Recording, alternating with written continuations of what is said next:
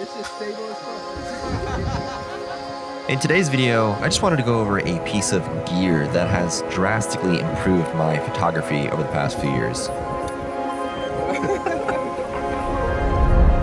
When I say drastically, I mean pretty noticeable difference between what I was shooting before and now what I'm shooting currently.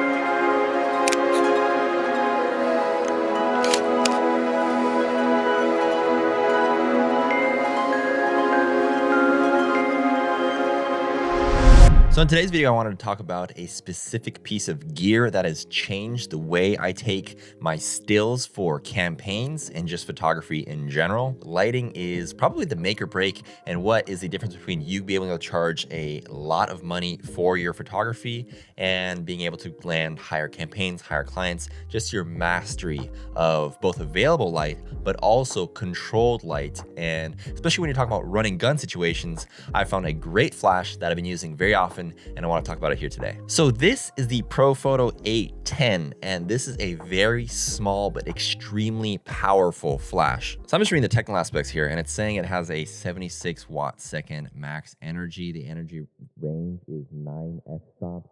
And what I really want to talk about is when you're running small crews, when you have large unlimited budgets and large crews for professional campaigns or professional magazine shoots or whatever, you've seen extremely high quality work come out of large flash kits, large strobes, large controlled lighting situations. What I'm talking about here today is an answer to making your work look extremely professional, extremely tailored, but in a very small package that I can honestly, a lot of times I shoot with this just in one hand and my camera in the other, and I'm just running and gunning like this with just a solo setup. Now I've used this particular flash in almost all of my campaigns over the last 2 years, and the reason why I like using this flash so much is mainly its size and portability. First of all, it's got a flash head that rotates 360 degrees and also 90 degrees up and down. When you're mounting this onto a tripod or a C-stand, you can get an adapter. So this bad boy just pops right in here into the cold shoe, and it's great. You can put this right onto a C-stand or a tripod, and you can just lock in place. You can attach modifiers if you want to use it as a traditional light source. My favorite way of using this is actually either myself or just an assistant holding this flash just like this with this click-on adapter that goes in the front, and this diffuses the light enough where it's a little bit harsh, but in most case situations it looks amazing. So you can get these flashes tailored to whatever system you need, but if you get one, if you just want to use an air trigger, you can buy one of these ProPhoto air triggers, and they attach right onto whatever camera system that you want. So I got a Canon one here, and this, you power it on, you power on the flash, it's on, and now real quickly I can just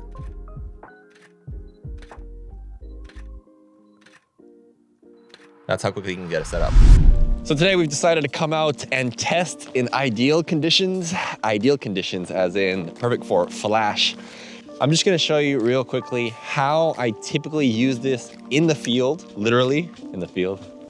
No, okay. You could put the A10 specifically on the hot shoe of your camera. In this case, this is actually meant for Sony. So what I have is the trigger. And I actually like this system because basically what I can do is I can shoot and position the flash in different locations, different angles. That allows you to get a lot of cool lighting effects while you're in the field. So I'm gonna have Peace, who's behind the camera right now. Peace, model for me real quick, and let me show you exactly kind of how I position him while I'm shooting. It is cold as hell. The one day of the year it snows in Yokohama. All right, let's go get it set up. Right now I got my camera ISO 320, my f-stop's at 13, and I've got my shutter speed at 1/160. And I'm just playing around essentially with the ProPhoto 810. You can play around with the flash settings on the back of the camera. And I've got it about 6.97. So let me just try a couple different cool angles here.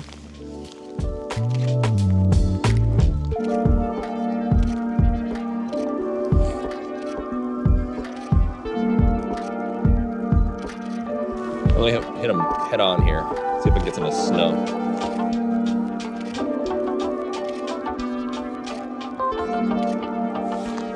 That's crazy. I'm trying to get some full body shots of you real quick.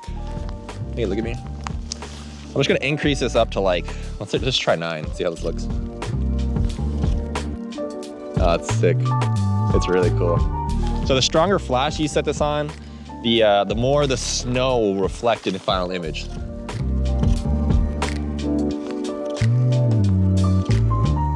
Can you do one where you're walking with me? Walk me this way. Yep.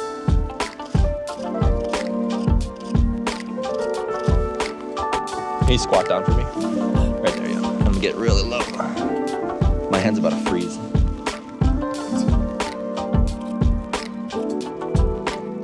Oh, it looks crazy. I'm not too worried about my flash actually being in this shot. I'll just Photoshop it later.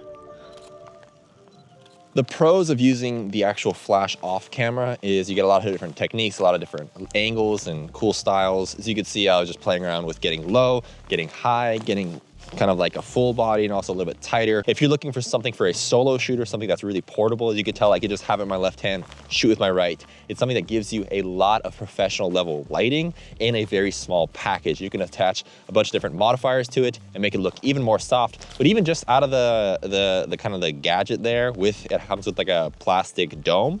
That gives you enough softness and allows you to shoot a lot of cool stuff. Okay, now the flash strength is one of the craziest things about this.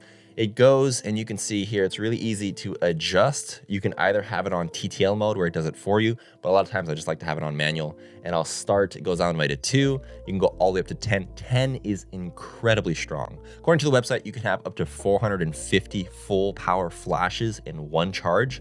And actually what I've done is I've actually purchased another battery. So my running gun setup really comprises of having one of these bad boys and then 2 of the actual batteries. And for most case situations, that really is more than enough. The longest shoot I've done with this is just 1 full day. And even that, I went through 2.5 charges, basically, just continuously firing throughout the day. But it's really quite impressive how strong this flash is, and also how small the package is and how strong and beautiful of a light source this really helps portray and produce. A lot of times I like to go ahead and place the flash in places where it enhances the actual features of the model in question. So a key tip here, what I like to do is place the flash in a same general direction as your major light source that is really motivating the scene, maybe a little bit closer to your camera to really fill in the details and create and play around with those shadows that you can then play with in camera and not have to really fight with the sun on everything. And it gives you a really pleasing professional look to your images. So another thing I actually like to do is I like to set this up,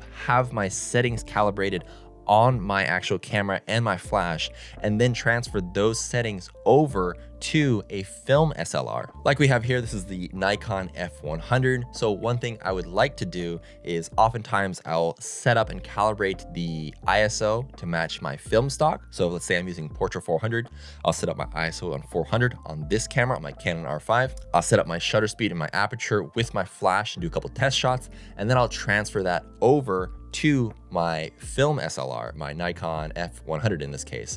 And I'll just copy those exact same settings, which allows me to take beautiful imagery on film that I know is properly exposed and will look great. Now, the one caveat, and I'd say there are a lot of technical reviews about this flash in particular, but they're not a lot about especially how versatile and like actual real life use case this actually provides. But these flashes are not cheap. Yeah, these guys are like $1,000. Even used, you could probably get them for like $850, maybe $900. So if anything, I would recommend you maybe buy this used. However, there are alternatives. I've seen a Godox one that's kind of similar for $400, but I've heard reviews about it not being as pleasing of a light source. You're getting what you're paying for. This flash, if you purchase this flash, it's really an end all be all. You don't need to purchase any other on camera sort of speed lights or any sorts of flashes in terms of that category. You buy this, you're good to go.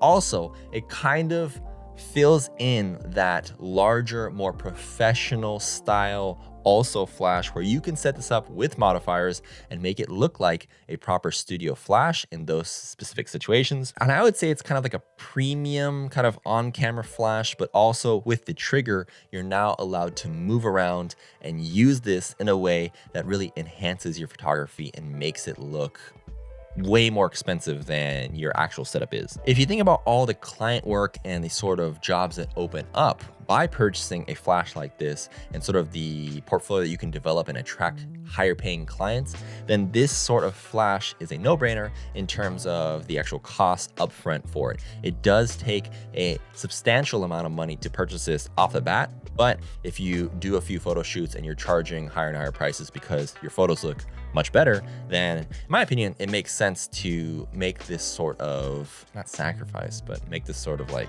it's a tough one to swallow, but I think it's worth it in the end. I left out a bunch of technical aspects. This thing has like Bluetooth. You can set up your phone and do photography on your iPhone using a flash, which is crazy. And it also syncs with like all the other pro photo flashes. So if you have like the professional B10 or the A1X, whatever, you can sync this, blah, blah, blah, blah, blah. If you want to know more technical stuff, just look on their website or their other YouTube videos. But this in particular, just paying attention to how you can use this in the field, its actual practicality, practical use case. I can attest that this is probably one of the biggest and most important purchases of my stills professional photography sort of career milestones in terms of being able to shape light in a very fluid and easy, efficient manner. If you like this video, please go ahead, as always, like, share, subscribe, all that jazz. Appreciate you watching to the very end, and stay tuned. We've got more videos coming out soon, so I'll see you guys in the next one.